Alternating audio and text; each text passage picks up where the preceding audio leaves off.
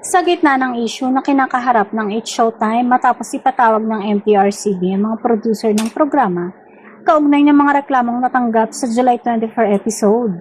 Hiningan din ng reaksyon ng isa sa mga host na si Kim Chu. Ang naturang pagdinig ay nakatakdang talakayin ng mga reklamo kaugnay ng ilang eksena at mga birong itinuring na umano'y insensitive.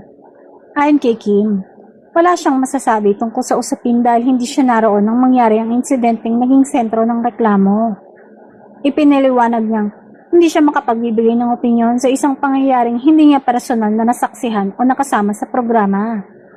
Sa ngayon, nananatiling nakatuon ng aktres sa kanyang mga trabaho at patuloy na nagbibigay suporta sa kanyang mga kasamahan sa noontime show.